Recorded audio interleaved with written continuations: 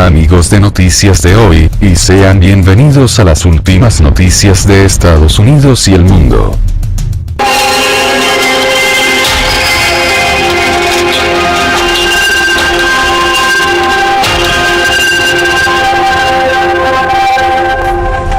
Le pido que a partir de este momento me acompañe utilizando la etiqueta Conclu VZLA de Venezuela, Marrero.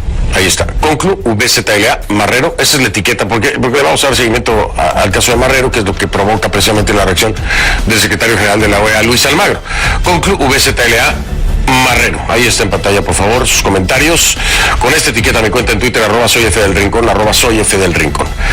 La Asamblea Nacional Constituyente de Venezuela, que es un órgano oficializa la constituyente, creado por decreto, con poderes auto-otorgados y supranacionales, desconocida por decenas de países, exhortó este martes al fiscal general de Venezuela, nombrado precisamente por esa misma asamblea, desconocida por decenas de países, Tarek William Saab, para que aplique la llamada ley contra el odio.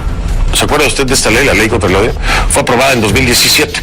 Contiene 25 artículos que establecen medidas en contra de personas que sean señaladas de promover el odio a través de mensajes que inciten a la violencia o que estimulen la confrontación. Esto sería, para muchos, en la reflexión y en los hechos, en las declaraciones oficialistas, incluyendo a Nicolás Maduro, sería como darse un tiro en el pie, ¿no? Imagínense si se aplicara, ¿no? Realmente, ¿cuántos no les tocaría el tiro en el pie? Pero bueno, la aplicación de esta ley dependerá de cómo la quieran aplicar, al parecer, ¿no?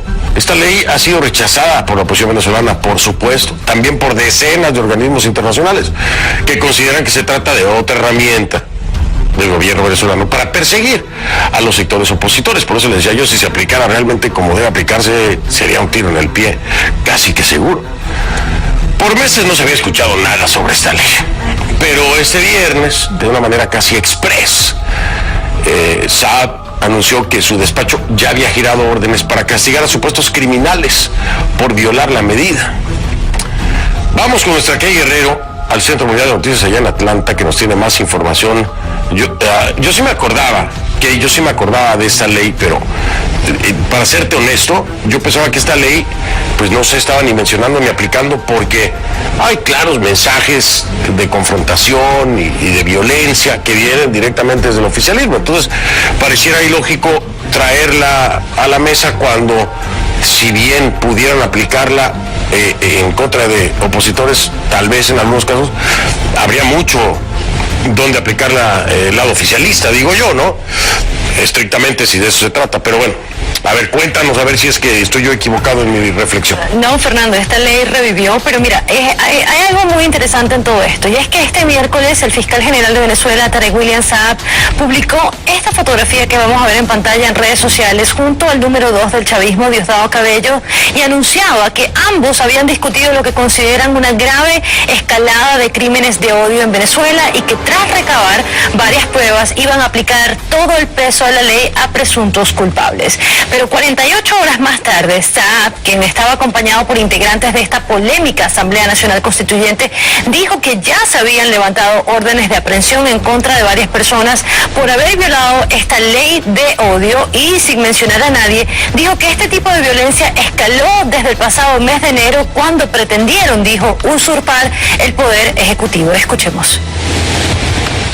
Sujetos que hayan usurpado el poder son autores intelectuales, porque en sus Twitter, en sus redes, llaman a matar a chavistas, llaman a golpear a personas identificadas con algún poder público nacional.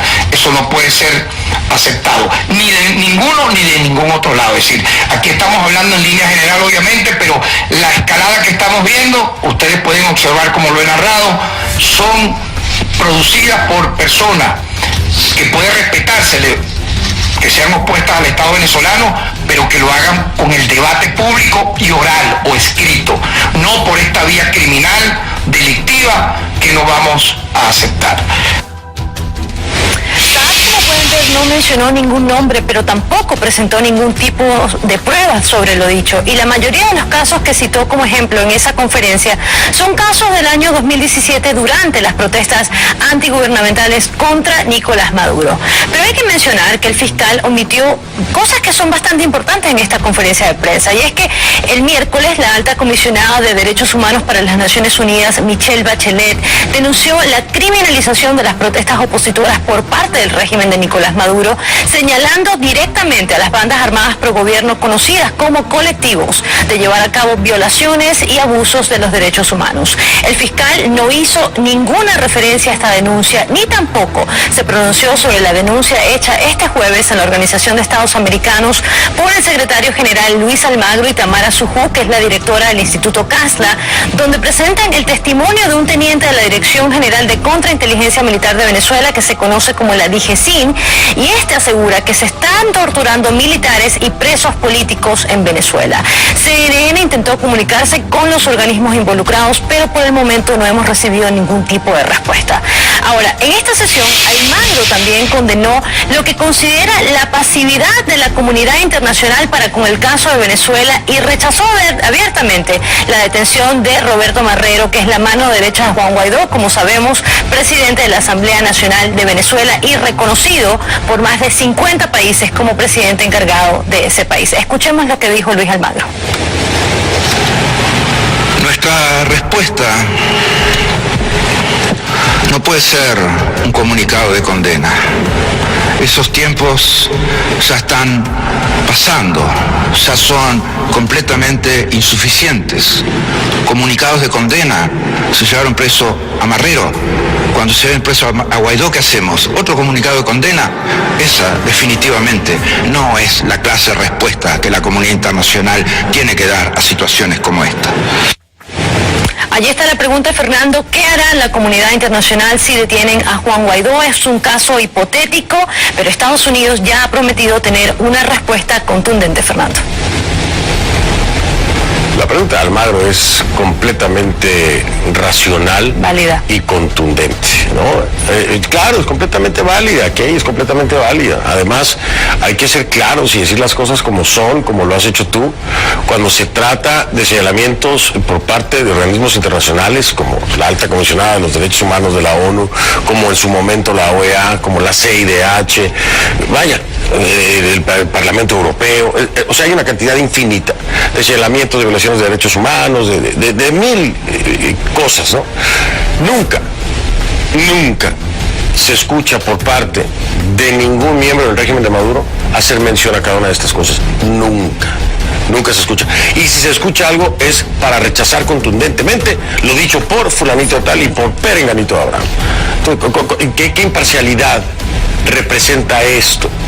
Cuando se le preguntó, y yo sé que tú lo viste, Vladimir Villegas, que lo conocemos bien, periodista venezolano, en su programa le pregunta directamente a Saab, le dice, ¿en Venezuela se tortura?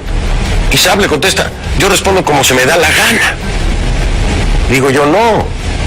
Si dice que es funcionario, responda como eso, como funcionario.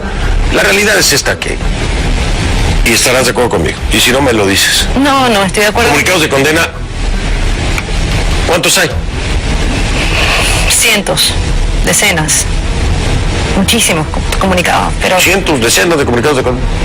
Sí, como tú lo dices, no cambian absolutamente nada, pero es la realidad del gobierno venezolano y nos llega un caso incluso aún más cerca acá en CNN. Fernando, si te acuerdas, la semana pasada Maduro citaba un artículo de CNN que hablaba sobre ese intento de magnicidio en su contra el mes de agosto y me parecía algo muy irracional porque estás citando un medio que está censurado en Venezuela, un medio que ni siquiera las personas que siguen su gobierno pueden leerlo, pueden verlo. Entonces es bastante interesante cómo deciden cuándo mencionar un comunicado, cuándo deciden cuándo mencionar un artículo. Exactamente, acabas de ponerle la cerecita al pastel con ese ejemplo. Que tengas un excelente fin de semana, como siempre. Mil gracias por tu trabajo. Gracias, Fernando. Buenas noches. Buenas noches, Key Guerrero desde Atlanta. En Twitter le encuentra como @KGuerreroCNN, @KGuerreroCNN.